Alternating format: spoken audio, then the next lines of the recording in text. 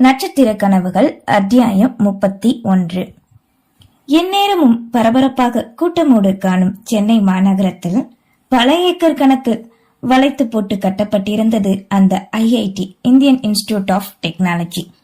உள்ளே மிகப்பெரிய கட்டிடங்களும் 10 அடிக்கு மேல் உயரம் கொண்ட கோட்டை சுவர்களும் வாயில்களில் காவலாய் 1ற்கு 3 பேர் இருந்தனர். யார் உள்ளே சென்றாலும் நிச்சயம் அனுமதி இருந்தால் மட்டுமே முடியும். மாணவ மாணவியர்களாக இருந்தால் ஐடி கார்டு, பேராசிரியர் அலுவலர்கள் பணிபுரிபவர்களாக இருந்தால் அவர்கள் வரும் வாகனங்களின் நம்பர்கள் மற்றும் ஏதாவது ஆதாரம் குறித்துக் கொண்டேதான் உள்ளே அனுமதிப்பர். காலை நேரம் ஆயிரக்கணக்கான மாணவ மாணவர்கள் கலர் உடையோடு உள்ளே நடந்து மற்றும் தன் வாகனங்களோடு சென்று கொண்டிருக்க 3 கேட்டுகளுமே திறந்தே இருந்தது. அந்த கல்லூரிக்கு வழக்கமாக வரும் கார் ஒன்று வர அதனை கண்டதும் நடந்து சென்ற ஸ்டூடெண்ட் தலை குனிந்து காலை வணக்கம் கூறினர். வாசலில் இருந்த காவலாளியும் புன்னகை உதித்தார். காருக்காக அல்ல, டிரைவர் இருக்கையில் அமர்ந்திருந்த ஆதிரனுக்கே. அவனுமே அவர்கள் அனைவரின் புன்னகையையும் ஏற்றுக்கொண்டு மின் சிரிப்பு தவள பார்க்கிங் ஏரியாவில் தன் காரினை நிறுத்தினான். சில நொடிக்கு பின் காரினை விட்டு இறங்கி லாக் செய்தவன் கையில் ஒரு கருப்பு நிற பேக்கோடு நடந்து செல்ல எதிரே வந்த பெண்களோ அவனின் அழகில் மயங்கித்தான் போனார்கள். ஆதிரனுக்கென்று இங்கே ஒரு ஃபேன்ஸ் பட்டாளமே இருக்கிறது. இங்கிருக்கும் அனைத்து ஆண்களுக்கும் அவனை தெரியுமோ என்னவோ, பெண்கள் ஒரு ஆளுக்கு கூட அவனை தெரியாது இருந்ததில்லை. அந்த அளவுக்கு மங்கையர்கள் மயங்கி கிடக்கும் அழகு கண்ணன். கணிப்பொறி முதுகலை துறையை நோக்கி நடக்க கிளாஸ் ரூமில் இருந்த அனைவரின் விழிகளிலும் அவனின் மீதுதான் தீராத நேசத்தோடு பதிந்தது. ஆதிரன் 28 வயது, இளம் பேராசிரியர். PhD ஆராய்ச்சி படிப்பை முடித்து பயின்ற அதே இடத்திலே கடந்த 2 வருடங்களாக கணிப்பொறி துறையில் பேராசிரியராக வேலை பார்க்கிறான். பெற்றோர் பசுபதி ராதிகாவின் அன்பிலும் தங்கையான அதித்திக்கு அண்ணன் என்ற பெயரிலும் வலம் வருபவன். செல்வ செழிப்பாய் சிறு வயதிலிருந்தே வெயிலே அறியாதவன் போன்று பாலை கடந்த வெண்ணையின் நிறம் என்றே சொல்லலாம். பளிங்கு முகத்தில் ஆண்மகன் என்ற கர்வம் கொண்ட கருகரு மீசை, அழகாய் காற்றிலாடும் அவனின் முன்கற்றை கூந்தல், தூய்மை குணம் என்பது அவனை பார்த்தாலே தெரியும். அந்த கல்லூரியில் எந்த நொடியும் அவனின் அதரங்களில் இருந்து வருவது ஆங்கிலம் மட்டுமே. ஆங்கிலமே என்றாலும் புரியாதவர்களுக்கு கூட அவன் வகுப்பு எடுக்கும் முறை எளிதாக புரிந்து கொள்ள வைக்கும். அதனாலே அவன் எடுக்கும் வகுப்புகள் எப்போதும் வரும் என்றே காத்திருப்பார்கள் அனைவரும். இன்றோ நேவி ப்ளூ முழுக்கை சட்டையும் சந்தன நிற பேண்டும் அதற்கேட்டார் போன்று பிளாக் ஷூ, ஸ்மார்ட் வாட்ச் அணிந்து தன்னிடத்திற்கு வந்தான். தனக்கு கற்றுக் கொடுத்த தன் குருவான மூத்தவர்களை கண்டு குட் அண்ட் ஸ்வீட் மார்னிங் இன்பமாய் கூற அவர்களும் பதிலுக்கு கூறினர். என்ன ஆதி, வர வர ரொம்ப ஸ்மார்ட்டா இருக்கியே என்க அதற்கு புன்னகைதான். அதன் பின் தன் இருக்கையில் அமர்ந்து இன்று எடுக்க போகும் பாடத்தினை பற்றி ஆராய ஆரம்பித்தான். 11 மணி போல் ப்ரொஜெக்டர் ஸ்கிரீனில் கண்டு தன் உரையை மாணவர்களுக்கு கொடுத்து கொண்டிருக்க அவனின் கைபேசியிற்கு ஒரு குறுஞ்செய்தி வந்தது. அதனை முடித்து எடுத்து காணவே, டேய் வாத்தி, நான் வீட்டுக்கு ரீச் ஆயிட்டேன், ஆனா நீ காலேஜுக்கு போயிட்ட? தங்கையிடம் இருந்து ஆங்கிரி சிம்பலோடு வந்திருந்தது குறுஞ்செய்தி. இதில் புன்னகை உதித்து மறுபடியும் தன் வேலையை பார்க்க அதனை கண்ட ஒரு பெண்ணோ, ஹே ஆதி சார் சிரிக்கும் போது கன்னத்துல குழி விழுகுது பாரு, எவ்வளவு கியூட்டா இருக்காரு. மெல்ல வாய்க்குள் முணுமுணுத்து அருகில் இருந்த தன் தோழியிடம் கூற, ஆமாடி செம்ம கியூட்டா, ஆதி சார கட்டிக்க போற பொண்ணு கொடுத்து வச்சவ, நம்மளதான் பாக்குறாரு, அப்புறம் பேசலாம் தங்களுக்குள் கூறிக்கொண்டனர்.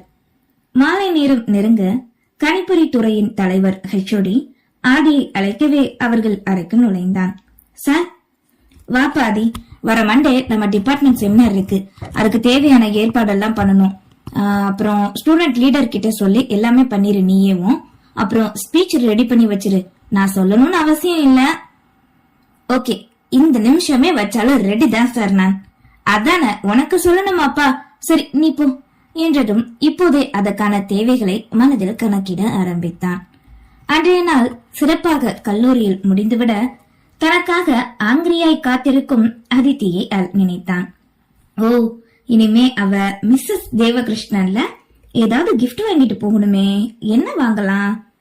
எண்ணிக்கொண்டே கல்லூரியை விட்டு வெளியேறினான். இருள் சூழ போகும் நேரம்.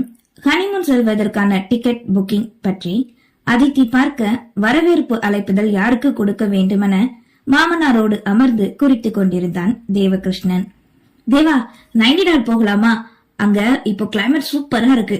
அப்புறம் டெல்லியில கூட ஏதோ மெடிக்கல் கான்ஃபரன்ஸ் இருக்கு. டாக்டர்ஸ் எல்லாருமே ஜாயின் பண்ணிக்கிறாங்களாம். அப்படியே அங்கேயும் போகலாமா?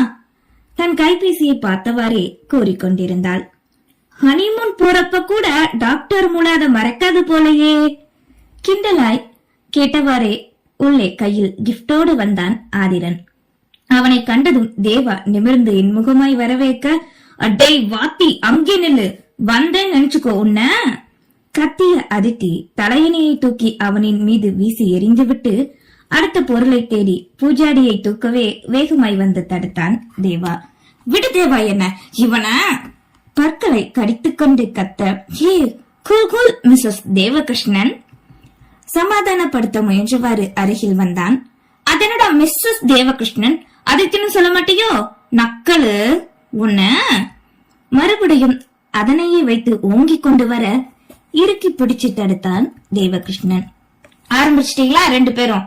அதித்தி, நீ இன்னும் சின்ன பொண்ணு கிடையாது அவன் கூட சண்டை போட என்று ராதிகா மகனுக்கு பரிந்து கொண்டு வர, நீங்க பேசாதீங்கம்மா, நான் இன்னைக்கு வர்றேன்னு தெரிஞ்சு காலேஜ் போயிருக்கான் அந்த வாத்தி. என்னை விட அவ்வளவு முக்கியம் அந்த காலேஜ் இவனுக்கு. ஹே, தப்புதான் ஒத்துக்கிறேன். உனக்கு ஹாஸ்பிட்டல் எவ்வளவு முக்கியமோ அது மாதிரி தானே எனக்கும். அடே பேசாத, அப்புறம் நான் கோல வெறி ஆயிருவேன். சரி சரி, சாரி. இனிய திருமண நல்வாழ்த்துக்கள். அருகருகே நின்றிருந்த இருவரிடமும் கூறி வாங்கிய பரிசினை தர வாங்காது முறைத்துக் கொண்டாள். தேங்க்ஸ் மச்சான் என்று ஆலையின் தோளில் கரம் போட்டு தேவா வாங்கி கொள்ள, அது எப்படிரா பர்மிஷன் வாங்க போறேன்னு சொல்லி இப்படி கல்யாணத்தை பண்ணிட்டு வந்து நிக்கிற என சீண்டலோடு கேட்கவே தேவாவோ நடந்ததை நினைத்தான். அதனை கண்ட அதித்தி தன் கோபத்தை மறைத்துக் கொண்டு, அதைய நீ கையில வச்சிட்டு இருக்க தேவா, இத இப்படியே இங்கேயே வச்சிரு, எனக்கு ஒண்ணு வேண்டாம், விட்டா அடுத்த வருஷம் கொடுப்பான் போல கிஃப்ட். உன்னால அங்கதான் வர முடியல, அட்லீஸ்ட் எங்களை பிக்கப் பண்ண வருவேன்னு பார்த்தா வரல, வீட்டுல இருப்பேன்னு பார்த்தா அதுவும் இல்ல ஒன்னா என்று அடி வெளுத்து கட்ட பார்க்கவே அவன் அதனை வாங்காது சிறு பிள்ளை என தப்பித்து ஓட துரத்தி கொண்டிருந்தாள். ஓய்ந்து போய் கடைசியில் சரணடைந்து விட அதன் பின் வந்த பொழுதுகள் அங்கே சொர்க்கம்தான். அதித்திக்கு ஆதித்தி 2 வயது வித்தியாசம். எப்போதும் சகோதரத்துவத்தை மீறி நட்புதான் அதிகம் இருக்கும். எதையும் இருவரும் மறைத்ததில்லை. தந்தையிடம் சொல்லும் முன்னே தன் காதலை ஆதியிடம் கூறியிருந்தாள். தன் தங்கைக்கு இன்று திருமணம் முடிந்த ஆனந்தத்தோடு கண்டது எல்லையில்லா சந்தோஷத்தை கொடுத்தது. அனைவரும் கதை பேசிக்கொண்டே இரவு உணவு ஒன்றாக உண்ண அப்படியே நேரம் சென்றுவிட தன்னறைக்கு வந்தான் ஆதி. ஆதிக்கு கலர் என்றால் அது வெள்ளை மட்டுமே பிடிக்கும். எப்போதும் தூய்மையாக இருக்க வேண்டுமென நினைப்பான். அதிகம் வெள்ளையை மட்டுமே பயன்படுத்துவான். அவனின் அறையில் திரைச்சீலை முதல் பெட்ஷீட் வரை வெள்ளை விரிப்புகள் மட்டுமே. உள்ளே வந்து அயர்வோடு சோஃபாவில் பொத்தன படுத்தவனுக்கு அப்போதுதான் நினைவு வந்தது இன்று வீடியோ போஸ்ட் போடாதது. மணியை காண 10. அலறிக்கொண்டு தன் மடிக்கணினியை எடுத்தான். ஐஐடியில் படிக்க போகும் மாணவர்கள் நுழைவுத் தேர்வு மற்றும் பாடம் சம்பந்தமான ஏதாவது ஒரு முக்கிய செய்தியை தினமும் யூடியூப்பில் வீடியோ பதிவிடுவது வழக்கம்.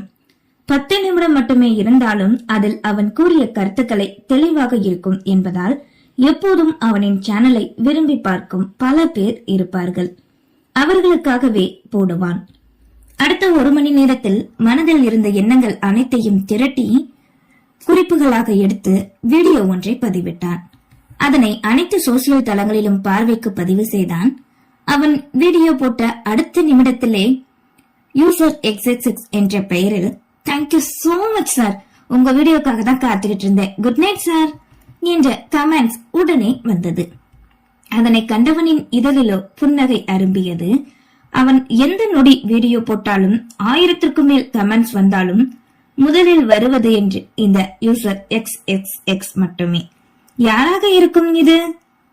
இவர்களுக்காகவே நாள்தோறும் போட்டுக் கொண்டிருந்தான் ஆதி. இரவு பொழுது ஹாஸ்டலில் அமர்ந்து தன் கைபேசி வீடியோவில் பார்த்துக் கொண்டிருந்த ருத்ராவிற்கு தந்தையிடம் தான் கூறிய பிளான் நினைவுக்கு வந்தது. உடனே தந்தைக்கு அழைக்க, என்னம்மா சொல்லு என்றார் நீலகண்டன். நான் சொன்னது என்னாச்சுப்பா? நீ சொன்ன மாதிரியே வளகாப்புக்கு நாள் குறிச்சாச்சு. அத மருமக வீட்டாளுக வரக்கூடாதுன்னு தெளிவா சொல்லிட்டேன். ஆனா நிச்சயம் ஊரார் மூலமா தெரியும். இத நினைச்சு ஐயோ நம்மளால போக முடியலையேன்னு கவலைப்பட்டு நொந்து குடும்பமாடா அது அந்த குடும்பம் என்று நடக்க போவதை இப்போது நடப்பது போல் நினைத்து வெற்றி களிப்பில் தந்தை மகள் இருவரும் சிரித்துக் கொண்டனர். அந்த மதியோட அம்மா மகாலட்சுமி காதுக்கு முதல்ல போகட்டும், அப்புறம் தன்னால சங்கரமூர்த்தி குடும்பத்துக்கு போயிரும்பா. சரிம்மா, சரி நான் பாத்துக்கிறேன், நீ தூங்கு என்று தன் கைபேசியை வைத்துவிட இங்கே வானத்தின் இறக்கையே இல்லாது பறந்து கொண்டிருந்தாள் ருத்ரா. அவள் அறியாத பல திருக்கிடும் சம்பவங்கள் இனி நடக்க அது தான் கருகப் போகிறோம் என்பதையும் உடன்